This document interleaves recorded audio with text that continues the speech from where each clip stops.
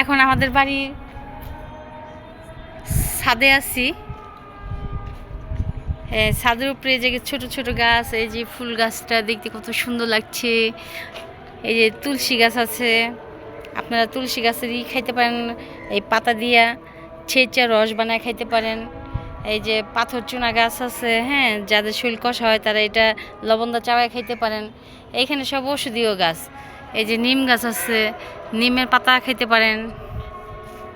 ফুল গাছ দেখতে সুন্দর লাগতেছে, সবই সুন্দর লাগে, কিন্তু আসি না, ওঠা হয় না, দুঃখের বিষয়, করার কিছু নাই। উফ, এই যে গাছগুলি দেখতে ভালো লাগতেছে। পাটার ভিতরে যে কী করতেছে, চুলকাইতেছে। এটা হচ্ছে লেবু গাছ, এটা হচ্ছে লেবু গাছ, জাম্বুরা লেবু গাছ। এই যে আম গাছ, দেখেন গাছের ভিতরে ছোট ছোট পেঁপে হয়েছে। এই যে চালতা গাছ, এটা হচ্ছে চালতা গাছ।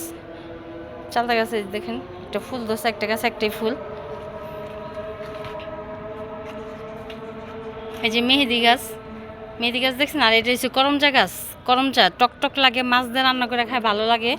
এই যে মিষ্টি কুমড়া, লাউ আর কি, মিষ্টি কুমড়া পাতা, হ্যাঁ, এই কাঁঠালের বিচি দিয়া, মিষ্টি কুমড়া দিয়া আর আলু দিয়া সুন্দর করে শুটকি তরকারি রান্না করলে খাইতে খুবই টেস্টি। এই যে আম গাছ দেখতে পাচ্ছেন। এই যে কচু গাছ, কচু গাছে যে মিষ্টি কুমড়া বললাম যে শুটকি তরকারি দেখাইতে খুবই টেস্টি লাগে। এই দেখেন, এই দেখেন ছোট্ট গাছে পেঁপি হয়, তাই না? ছোট ছোট গাছে, হ্যাঁ, ছোটো মরিচের ঝাল বেশি, যেরকম ছোট ছোট বাচ্চারা এখন যেরকম মা হয়ে যায়। আমার কথা কেউ কিছু মাইন্ড করেন না, সত্যি কথাই বলি, আমি রিয়েল কথা বলি। এই যে আলু শাক, আলু শাক দেখছেন, আলু শাক দিয়ে মাছ দিয়ে রান্না করে খাইতে খুবই টেস্টি, ছোট ছোট।